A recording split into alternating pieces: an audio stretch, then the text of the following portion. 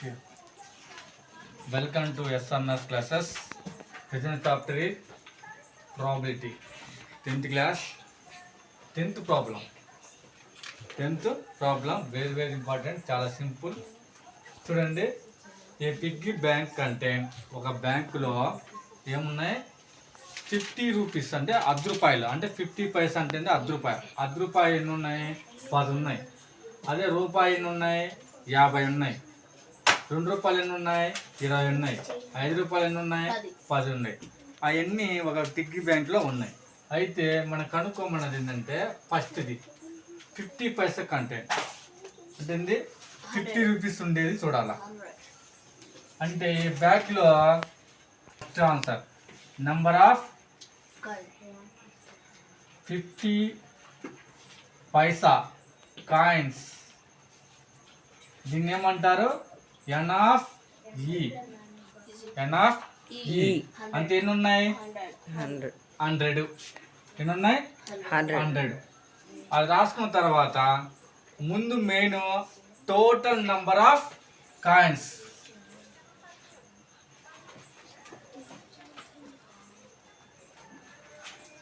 Piggy బ్యాంకులో total number of coins కనుక్కోవాలి ముందు. అంటే దీన్ని ఏమన్నా ఏం చూపించా? ఎన్ఆర్ఎస్ ఈజ్ ఈక్వల్ ఎన్ని ఉన్నాయి? Coins 100 plus 50 plus 20 plus 10 is equal 180. అది ఇప్పుడు నేను ఏది రాయకపోయినా కానీ ఫస్ట్ రాయాల్సింది ఇది టోటల్ నెంబర్ ఆఫ్ కాయిన్స్ రాసుకుంటాం. దాన్ని ఏమంటారు? ఎన్ఆఫ్ఎస్ అంటారు. ఎన్ఆఫ్ఎస్ అంటే నెంబర్ ఆఫ్ శాంపిల్ స్పేస్ అని, అంటే టోటల్ అని. అప్పుడు ఏమవుతుంది? కాయిన్స్ మొత్తం రాసుకున్నాం. కాయిన్స్ అంటే ఈ రాసుకోకూడదు, ఈ రాసుకోవాలి. అది రాసుకున్నాం. ఎంత ఉన్నాయి? 180 ఉన్నాయి. అయితే ఫస్ట్ క్వశ్చన్ ఏమన్నాడు? ఆ బ్యాగ్లో ఏమున్నాయి? 50 పైసా కంటైన్ అయితే ప్రాబిలిటీ కనుక్కోమన్నాడు. పి ఆఫ్ ఈ అంటాం. పి ఆఫ్ ఈ అంటే ఏంటి? N of E by N of S. N of E అంటే ఏంటి? ఇది 100 బై 180. 0 క్యాన్సిల్ చేస్తే 2 5 జార్ 2 9 జార్ అంతా 5/9 ఉంది. 5 రూపీస్ కాయిన్స్. అయితే ఇవి కనుక్కునేటప్పుడు ముందు నేనేం చెప్పా? నాట్ వచ్చినప్పుడు మైనస్ అని అర్థం. ముందు ఏం కనుక్కోవాలా? 5 రూపీస్ కాయిన్స్ ఎన్ని ఉన్నాయి అంటే అప్పుడు అది కనుక్కోవాలా. Number of 5 rupees coins, number of 10 ఉన్నాయి, అంతే కదా. P of E is equal N of E by N of S. N of E అంటే 10, ఎన్ ఆఫ్ ఎస్ అంటే ఎంత? టోటల్ 180 అంటే ఎంత? 1/18 వచ్చింది. అంటే 5 రూపీస్ కాయిన్స్ ఎంత పర్సెంట్ ఎంత ఉంది? 1/8. కానీ ఎంత ఏం కనుక్కోమన్నాడు? నాట్ బి 5 రూపీస్ కాయిన్స్ అన్నాడు. కాబట్టి నాట్ బి 5 రూపీస్ కాయిన్స్ కాబట్టి పి ఆఫ్ ఈ బార్తో చూపిస్తాం. అప్పుడు ఏం చేయాలా? 1 మైనస్ పి ఆఫ్ ఈ అని అర్థం. 1 మైనస్ పి ఆఫ్ ఈ. 1 మైనస్ పి ఆఫ్ ఈ వాల్యూ ఎంత వచ్చింది? 1/18. అప్పుడు ఏమైతుంది? 18 minus 1/18 is equal 17/18. Complete. 11th problem. Gopi buys a fish from a shop from the aquarium. Aquarium లో ఒక షాప్ లో ఏం కొనుక్కున్నాడు? ఫిష్లు కొన్నాడు. దాంట్లో ఏం కొనుక్కున్నాడు? 5 ఫీమేల్ ఫిష్ 8 అవి కొన్నాడు. కొన్ని aquarium లో వేసాడు. aquarium లో వేసినప్పుడు what is the probability that the fish taken out this male fish. ఆ ఫిష్లో వేసిండు కదా, ఆ ఫిష్లో నుంచి దాంట్లో నుంచి ఏం తీసిండు? మేల్ ఫిష్ తీస్తే దాని ప్రాబిలిటీ కనుక్కోమన్నాడు. అయితే ఏం చేయాలా? ఫస్ట్ ఏం చేయాలా? టోటల్ నెంబర్ ఆఫ్ ఫిషెస్ మొత్తం రాయొచ్చు. మామూలుగా ఏమని రాసుకో, అక్వేరియంలో ఫిష్ ఏమైనా ఉంటుంది. అప్పుడు దీన్ని ఏమంటారు? టోటల్ నెంబర్ అంటుంది ఎన్ఆఫ్ఎస్. ఎన్ఆఫ్ఎస్ ఈజ్ ఈక్వల్ ఎంత? 5 plus 8 is equal 13. The probability of the probability of n of e is equal ఎంత 5. ప్రాబిలిటీ కనుక్కోమన్నాడు కదా. p of e is equal n of e by n of s 5/13. ఇక్కడ probability ఉంది కదా, ప్రాబిలిటీగా రాకుండా the number of అంటే the number of male fishes 5. Probability ఎంత n of e by n of s అంటే n of e అంటే 5, total అంతా 15. ఇదే కనుక్కోమని. వెరీ వెరీ ఇంపార్టెంట్ లెక్క స్పిన్నింగ్ వీల్స్ ని. ఇక్కడ నెంబర్ ఉంటుంది 1 1 2 3. ఇక్కడ యారో బాణం లాగా ఉంటుంది, తిప్పినప్పుడు ఎక్కడో సట్ ఆగుతుంది. దాన్ని స్పిన్నింగ్ వీల్స్ మనం ఆల్రెడీ చూసింటాం, అంటే పెట్టి తిప్పుతుంటాం ఇట్లా వాటిని. వాటిలో ఏ నెంబర్ కాడ ఆగింది అనుకో మనకు డబ్బులు వస్తాయి, లేకపోతే రావు. అలాంటి ఆటలు ఉంటాయి. అయితే ఇది దాంట్లో ఎన్ని నెంబర్లు ఉన్నాయి? 8 నెంబర్లు ఉన్నాయి. అయితే ప్రాబిలిటీ కనుక్కోమంటుంది. 8 కావడానికి ప్రాబిలిటీ. టోటల్ నెంబర్స్ ఏందమ్మా? టోటల్ నెంబర్స్ అంటే ఎన్ని ఉన్నాయి? n of s is equal ఎంత? 8. n of x is equal 8. మీరు ఏమనుకుంటారు? ఇవి కూడుకుంటారేమో 1 + 2 + 3 4 8 కూడినాం అనుకో, అది తప్పు అవుతుంది. నెంబర్స్ అంతే. నెంబర్స్ అంతా 8. అయితే ఫస్ట్ క్వశ్చన్ 8 అవ్వడానికి 8 అంటే మనం ప్రాబిలిటీ చేసినప్పుడు ఇది తిప్పుతామా? తిప్పినప్పుడు ఒకసారిగా తిప్పేది.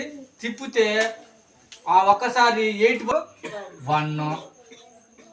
అప్పుడు p of e ఎంత అవుతుంది? p of e is equal n of e by n of s 1/8. ఇది అర్థమైందా? ఇది ఒకసారి తిప్పినప్పుడు ఏం పడచ్చు?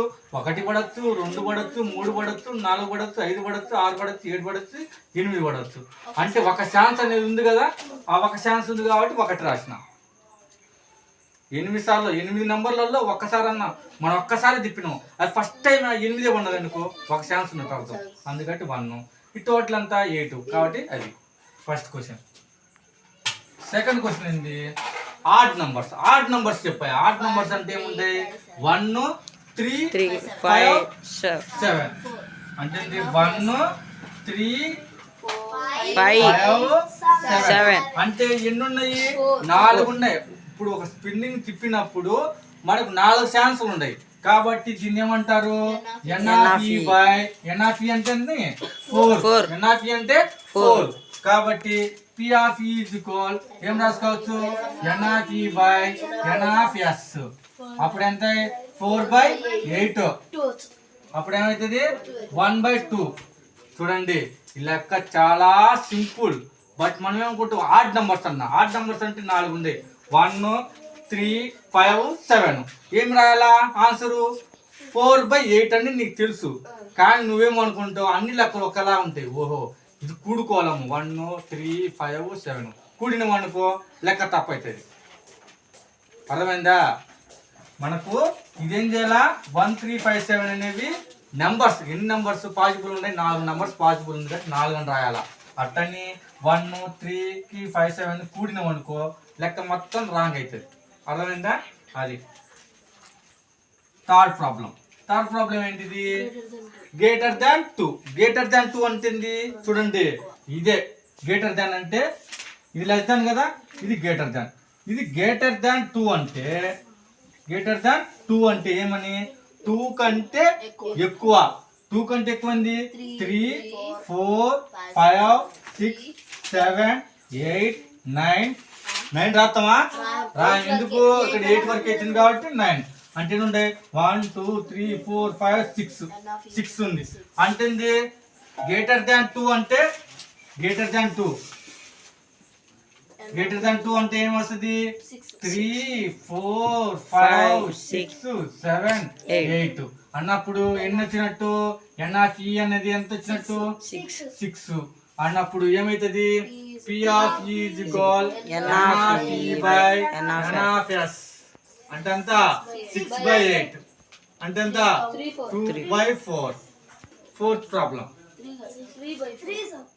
9 లెస్ దాన్ 9 అంటే 9 కంటే తక్కువ అని అర్థం. లెస్ దాన్ అంటే తక్కువ అని అర్థం. లెస్ దాన్ 9 అంటే 9 కంటే తక్కువ ఏమైతుంది 9 కంటే తక్కువ అంటే 8 7 6 5 4 3 2 1 0 -1 రాస్తామా ఇన్ని వాడు ఇచ్చింది ఎక్కడి నుంచి 1 నుంచి ఇచ్చాడు కాబట్టి ఈ రాయం. అర్థమైంది కదా. అప్పుడు N of E ఏమైతుంది 1 2 3 4 5 6 7 8 అంటే 8/8 అంటే 8 అంతా 1. మనకు కన్ఫ్యూజ్ అయ్యేది 8/8 కదా. నువ్వు అటు రాయకుండా 8 కంపల్సరీ రాస్తావు కిందిది, 5 మాత్రము తప్పు రాస్తావు. ఎందుకంటే ఈ కూడతావు. నీ మైండ్ ఎంత ఎప్పటికైనా ఈ కూడాల్సి వస్తుందేమో అని చెప్పి కూడుతాం. అప్పుడు కూడినప్పుడు లెక్క తప్పని అర్థం. అది గుర్తుపెట్టుకోండి. వినాలా. ఇది గ్రేటర్ దాన్ అన్నప్పుడు గ్రేటర్ దాన్ అంటే వాడు ఏ నెంబర్ ఇస్తుందో ఆ నెంబర్ కంటే పైన అని అర్థం. ఇక్కడ కింద గీత వచ్చింది అనుకో, అప్పుడు వేళ గ్రేటర్ దాన్ ఆర్ ఈక్వల్ అంటే వాడు ఏ నెంబర్ ఇస్తే ఆ నెంబర్ కూడా ఉంది అని అర్థం. ఇప్పుడు 2 ఇచ్చిండు అనుకో ఇక్కడ 2 కూడా ఉందని అర్థం. అర్థమైందా. ఆర్ ఈక్వల్ అంటే మీనింగ్ ఏంటి, కింద గీత వస్తే 2 నెంబర్ ఇక్కడ ఏ నెంబర్ ఇస్తే ఆ నెంబర్ కూడా ఉంది అని అర్థం. ఇప్పుడు ఇక్కడ ఏమంటే గ్రేటర్ దాన్ అన్నాడు, greater than or equal to అని వచ్చింది అనుకో ఆ 2 కూడా ఉన్నట్టు. ఇక్కడ లెస్ దాన్ 9 ఇచ్చిండు, less than or equal to అన్నాడు అనుకో 9 కూడా ఉన్నట్టు అర్థం. అర్థమా. ఆర్ ఈక్వల్ అంటే వెరీ వెరీ ఇంపార్టెంట్. ఇది దీన్ని బట్టి చూసుకోవాలా. కంప్లీట్ చూడమ్మా. Next problem. A die is throw once అంటే ఒక డై అనేది, డై అంటే ఇలాంటివి కదా, ఇలా ఉంటాయి. వీటిలో 1 2 3 4 5 6 ఇలా ఉంటాయి, లేకపోతే ఇలా ఉంటుంది, అదేదో ఉంటుంది అలా ఉంటుంది. అప్పుడు ఏమేస్తారు డైస్. ఆ డైస్లో ఎన్ని ఉంటాయి, డైస్లో total number of prime number ఈ 2 నెంబర్ కనుక్కోమన్నాడు. ముందు డైస్లో ఎన్ని ఉంటాయి, ఎప్పటికైనా 6 ఉంటాయి. టోటల్ నెంబర్ ఆఫ్ 1 2 3 4 5 6 అంటే మొత్తం 6. N of X is equal 6 numbers అయ్యి అది. అయితే ఫస్ట్ ఏంటిది 3. N of E is equal 3. P of E is equal N of E by N of S. Prime నెంబర్లోనే ఛాన్సెస్ ఉన్నాయి 1/2. అదేవిధంగా సెకండ్ ప్రాబ్లం ఏం, ఏ నెంబర్ లయింగ్ 2 and 6, 2కు 6కు మధ్యలో నెంబర్ రాయాల. ఏంటి 2కు 6కు మధ్యలో నెంబర్లు ఏమైతుంది 3 4 5 అంటే మనం ఏం రాసుకోవచ్చు N of E is equal 3. అప్పుడు P of E is equal N of E by N of S అంటే ఎంత 3/6 అంటే ఎంత 1/2.